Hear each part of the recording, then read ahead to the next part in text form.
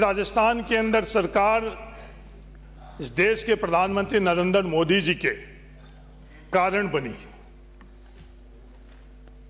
देश के प्रधानमंत्री नरेंद्र मोदी जी ने विधानसभा के चुनाव के अंदर हर भाषण के अंदर दो मुद्दे उठाए। वो दो मुद्दे थे क्या? वो दो मुद्दे थे पेपर लीक और लाल डायरी। पेपर लीक के संदर्भ में प्रधानमंत्री जी के, हाँ बता रहा हूं, लोकतांत्रिक व्यवस्था के अंदर मुझे अधिकार दिया बताने के लिए और मैं बता रहा हूं और आपको सुनने की जिम्मेवारी दी है। आप सुनो, जब आपको बोलने का अवसर मिलेगा तो मैंने सुना। पेपर लीक के संदर्भ में अध्यक्ष महोदय, पिछली सरकार ने एसआईटी बनाई हुई थी और वापस सिर्फ एसआईटी का गठन हुआ। लगातार प्रधानमंत्री जी के मुंह से यह बात करी गई कि सियासत में बैठे हुए लोगों ने पेपर लीक करवाया। 2 महीने हो गए, हमारे सदन के नेता और हमारे खुद के अध्यक्ष लगातार ये बात कह रहे हैं, कुछ भी हो तो कर। अब आपकी जिम्मेवारी सिर्फ आरोप लगाने की नहीं है। आप राजस्थान में सरकार में हो, केंद्र में सरकार में हो, सिर्फ बातों से नहीं, अगर कुछ है तो वह कार्रवाई करने का अधिकार आपके पास है, वो कार्रवाई करो। सिर्फ बातें करने के लिए नहीं, और ये लच्छेदार बातें और शब्दों का इस्तेमाल कर नहीं। जो लच्छेदार बातें आप कर रहे हो उससे राजस्थान का भला नहीं होगा। जो जिम्मेवारी आपको दी गई है वो जिम्मेवारी आप निभाओगे, जब जाकर राजस्थान का भला होगा। लाल डायरी इस सदन के अंदर किस किस तरह के चीजें देखी गई। एक षड्यंत्र रचा गया, उस षड्यंत्र के तहत एक नाम लाल डायरी। क्या हुआ उस लाल डायरी का? जो लगातार प्रधानमंत्री और आप तमाम लोग जो पैरा 7 के अंदर आप लोग बता रहे हो, जिसके कारण राजस्थान में सरकार बनी है, उस लाल डायरी के संदर्भ के अंदर क्या हुआ? कोई इस तरह की लाल डायरी थी नहीं। कोई इस तरह की, गजेंद्र सिंह जी अगर बोलने का मेरे को इजाजत दी है तो मैं बोल रहा हूं, अगर इसे कोई लाल डायरी नहीं थी। अध्यक्ष महोदय, इस देश के अंदर हम सबसे ज्यादा विश्वास किस पर कर सकते हैं? लोकतांत्रिक व्यवस्था से में चुने हुए देश के प्रधानमंत्री के ऊपर हम लोग विश्वास करते हैं। प्रधानमंत्री के मुंह से झूठ बुलवाया गया, असत्य बुलाया गया। राजस्थान के अंदर सिर्फ वोट लेकर और सरकार बनाने के लिए दोनों पक्षों से आग्रह है कि बीच में न बोले। राजस्थान के लोग जवाब मांग रहे हैं। आप बोल लो।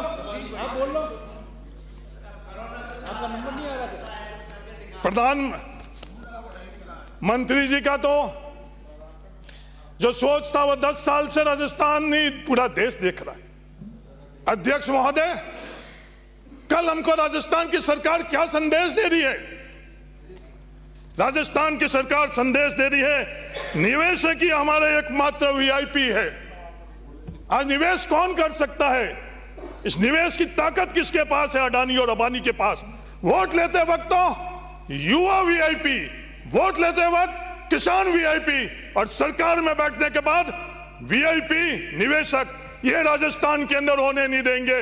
राजस्थान ने एक मजबूत और सशक्त विपक्ष दिया है। राजस्थान के अंदर ये सपने आपके कि राजस्थान को उन निवेशकों के अडानी और अंबानी पर गिरवी रख दोगे, ये नामुमकिन है। ये सोच और कल्पना और ये संदेश धरातल के ऊपर नहीं उतरने देंगे, क्योंकि ये जिम्मेवारी राजस्थान में हम लोगों का विपक्ष के तौर के ऊपर सौंपी।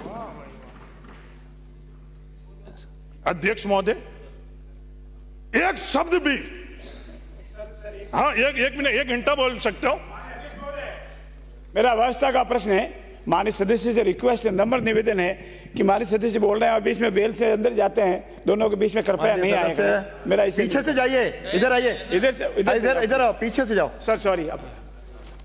अध्यक्ष महोदय, कोई भी सदस्य बीच में वेल में नहीं आएगा। राज्यपाल के अभिभाषण के अंदर एक शब्द भी सामाजिक न्याय पर नहीं बोला गया। ये इनका अधिकार है, जिसको जहां बैठाना हो। जोगाराम जी, आपका सौभाग्य है, 50% की आबादी से ज्यादा कि आबादी का इस फ्रंट बेंच के ऊपर एक लौटे प्रतिनिधित्व जोगाराम जी पटेल के तौर पर ही हम लोगों को मिल रहा है। पर सामाजिक न्याय के बारे में एक शब्द भी इस अभिभाषण के अंदर, कोई आने वाले समय के अंदर रोड मैप, आज मंत्रिमंडल की सामूहिक जिम्मेवारी बनती है। आपके मंत्री राजवर्धन सिंह जी क्या बोलते हैं? एक मंत्री नहीं बोलता, जब मंत्री बोलते हैं तो वो सरकार बोलती है। वो क्या बोल रहे हैं कि 2018 के जो आरक्षण के अंदर परिपत्र जो जारी हुआ था वो वापस जारी करेंगे। 2018 के अंदर हम लोगों के साथ न्याय की जगह अन्याय किया आप लोगों ने। 50% की आबादी से ज्यादा को जो हम लोगों का आरक्षण 21% आरक्षण कोई भीख नहीं दी थी, संविधान ने हम लोगों को दिया। उसके सामने 1% भी नहीं, कई भर्तियों में 0% हम लोगों को नौकरी मिली है और आप वापस बात कर रहे हो। सभापति महोदय, मैं इनसे निवेदन करना चाहता हूं, राजस्थान के अंदर ऐसे हालात नहीं बनाओ। इन हालातों से बहुत बड़े संघर्ष की परिस्थिति आ जाएगी। ये महाभारत किन परिस्थितियों के अंदर हुआ? सिर्फ 5 गांव मांगे गए और 50% से अधिक आबादी के लिए जो उनका हक और अधिकार है वो आरक्षण भी आप पूरे तरह से नहीं दे रहे हो। और सरकार की तरफ से बोला जा रहा है कि वो आरक्षण हम लोग वापस वो व्यवस्था हम खत्म कर जिस व्यवस्था के अंदर 0 और 1% वोट लेते वक्त तो इन 50% की आबादी आप लोगों को याद आती है और सरकार में बैठने के बाद ये जो आपकी सोच और विचारधारा है, ये राजस्थान के अंदर हमारी सरकार के अंदर रहते हुए भी हम लोगों ने उस समय संघर्ष कर ये नहीं होने दिया। और अब भी मैं आप लोगों को चेतावनी देना चाहता हूं, राजस्थान के अंदर हम लोगों के साथ ये अन्याय नहीं होने देंगे आपके साथ। इस तरह की स्थिति दक्षिण के अंदर इस तरह की स्थिति बनी। पेरियार ने कोई शौक से आंदोलन नहीं किया, उस समय मजबूर कर दिया गया। और इसी तरह की सोच ने मजबूर किया पेरियार को कि वो आंदोलन किया। उस आंदोलन का क्या नतीजा निकला आप अच्छी तरह से जानते हो। सभापति महोदय, मैं सरकार को चेतावनी देना चाहता हूं कि राजस्थान के इस तरह की परिस्थिति आप पैदा नहीं करो। जोगाराम जी, अध्यक्ष जोगाराम जी मेरी ओर देख के बोले, मेरे को आपके ओर नहीं बोल रहा हूं, ये बीच में नहीं। मैं सरकार को यह कहना चाहता हूं, जिस तरह से वंचितों के साथ दक्षिण के अंदर उस वक्त स्थिति पैदा करी, वो स्थिति आप सरकार में रहकर हम लोगों के साथ नहीं करो, वरना हम लोगों को भी उसी तरह के आंदोलन करना पड़ेगा। और हमारा हक और अधिकार हम लेना जानते हैं, यह कोई भीख नहीं है। सभापति महोदय, अध्यक्ष महोदय, हाँ, अपने सबके अध्यक्ष है, पूरे सदन के अध्यक्ष है, इकलौते आपके अध्यक्ष नहीं है। गलती तो होती है, गलती होती है इंसान से, इतना अहंकार नहीं रखो, मैं इंसान हूं। अध्यक्ष महोदय, हाँ बोलिए। जेजेएम के बारे में बात करी गई, राज्यपाल के अभिभाषण के, जेजेएम के अंदर राजस्थान के साथ जो धोखा हुआ उसकी चर्चा नहीं करी। रेगिस्तान इलाके के अंदर 90% केंद्र के पेयजल की योजना के अंदर केंद्र सरकार देती थी और राज्य सरकार सिर्फ 10% देती। आज भी पहाड़ी इलाके के अंदर 90% केंद्र सरकार दे रही है और 10% राज्य सरकार दे रही है। हमारा दुर्भाग्य, मंत्री हमारा खुद होते हुए हमारे साथ धोखा दिया गया और सिर्फ 45% का वो फैसला किया गया और 10% पैसा हम लोगों से लिया जाए। रेगिस्तान में रहने वाले लोगों के लिए वो पैसा कितना होता है, वो दर्द और तकलीफ राजस्थान की सरकार ने समझी और ये फैसला किया कि वो 5% पैसा भी राजस्थान की सरकार। मैं आपके मार्फत से निवेदन करना चाहता हूं मंत्री महोदय को कि जो 5% का फैसला किया, उस दिन से पहले जो पैसा राजस्थान की जनता ने दिया, वो पैसा भी राजस्थान की सरकार के तरफ से देकर और उनको राहत पहुंचाई दी जाए।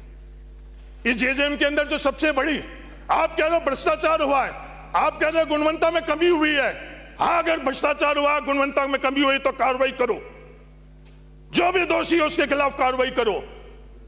पर हमारे को हर ढाणी, हर घर के अंदर पानी कैसे पहुंचा सके और उसके अंदर क्या क्या बाधा आ रही है। मेरा निवेदन है कि उसके बारे के अंदर मंत्री महोदय आप उसके बारे में पता करो, पानी का सोर्स, और अगर हम रेगिस्तानी वाले इलाके के अंदर रहने वालों के लिए अगर उस पानी के अंदर का बूस्टिंग की जरूरत हुई, क्योंकि हम लोग समतल इलाके में नहीं रहते हैं, 200-200 300-300 फुट दो रहे हैं। गजेंद्र सिंह जी अच्छी तरह से जानते हैं, इनके फलोदी के अंदर भी वो स्थिति है। तो वहां अगर डिजाइन के अंदर सर्वे में कुछ कमी है तो वापिस सर्वे कराकर वो जो टूटिया है उस टूटिया को भी कम करें और खत्म करें। सोर्स हमारे लिए सबसे बड़ी चुनौती है। ERCP के लिए आपने बोला तालियां बजाई, ERCP के अंदर राजस्थान को अगर ज्यादा पानी मिलेगा तो तालियां नहीं, मैं आपको विश्वास दिलाता हूं हम लोग धन्यवाद भी देंगे। अगर राजस्थान के अंदर राजस्थान को पानी के बंटवारे के अंदर हम लोगों के साथ अगर न्याय नहीं होगा और फिर आप लोग कहोगे तालियां बजाओ, कोरोना के तरह तालियां बजाओ, तो राजस्थान तालियां और थालियां नहीं बजाएगा, नहीं बजाएगा। राजस्थान के साथ धोखा हुआ तो हम लोग बर्दाश्त नहीं करेंगे। ERCP के संदर्भ में आपने बोला तालियां बजाओ, तो जो सोर्स है, सोर्स के अंदर कमी हम लोग कैसे दूर कर पाए, जहां अंडरग्राउंड वाटर है उसके संदर्भ के अंदर, और जो IGNP के संदर्भ के अंदर आज IGNP जो इंदिरा गांधी नहर परियोजना के मार्फत से जोधपुर के अंदर तो IGNP से वापस एक और समानांतर नहर आ चुकी है, पर क्या आज समय नहीं आ चुका है कि इस IGNP के समानांतर हम लोग नहर बनाकर और राजस्थान को भविष्य के अंदर पानी की कमी को हम लोग दूर करें। मेरा निवेदन है कि इसके बारे में भी हम लोगों को सामूहिक तौर के ऊपर चर्चा कर विचार कर हम लोगों को इसका फैसला करना चाहिए, क्योंकि स्थितियां ठीक नहीं है। पानी के संदर्भ में IGNP में किसानों की क्या स्थिति है वो हम लोगों से छुपी हुई नहीं है। जैसलमेर के अंदर हम लोगों को पूरा पानी नहीं मिल रहा, किसान आंदोलन कर रहे हैं।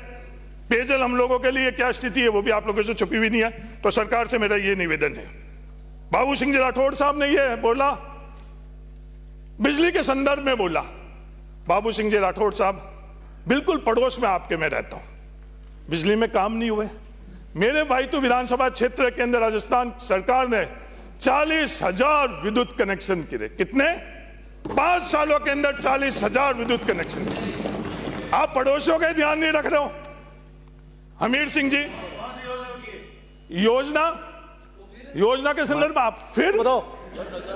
अरे हमीर सिंह जी, माननीय सदस्य हमीर सिंह जी, मैं सभी बता दूंगा, आप मेरे को समय दिला दो सभी।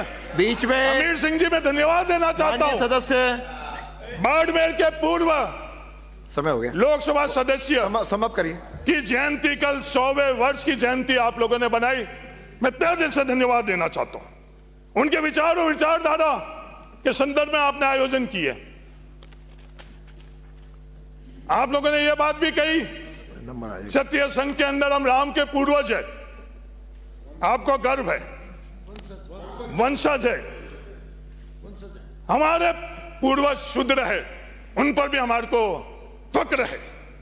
इस जो व्यवस्था क्षत्रिय और शूद्र के संदर्भ के अंदर है, योगदान हम लोगों ने भी दिया।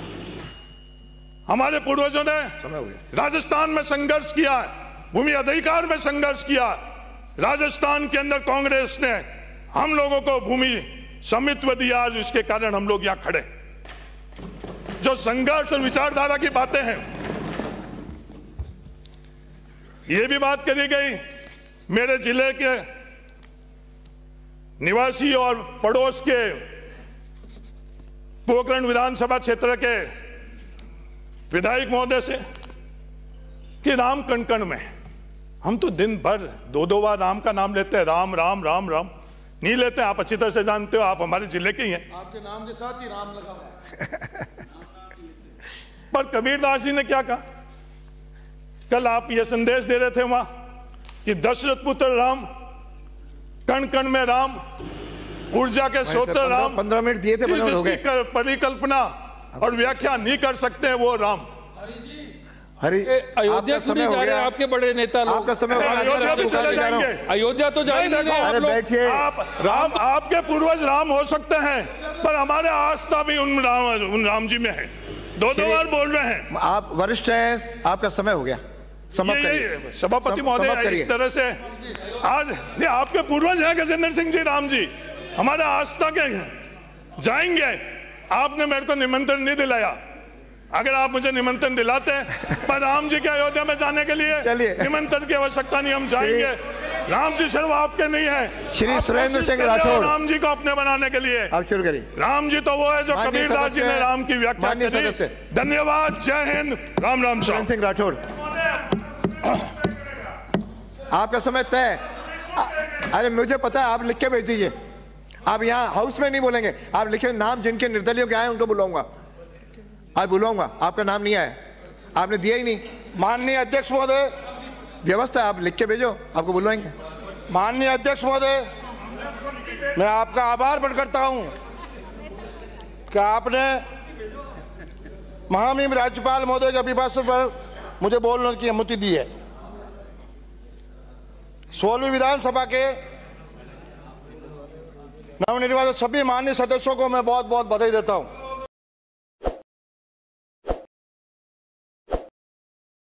ताज़ा खबरों के लिए विजिट करें द फैक्ट इंडिया की वेबसाइट और डाउनलोड करें द फैक्ट इंडिया ऐप।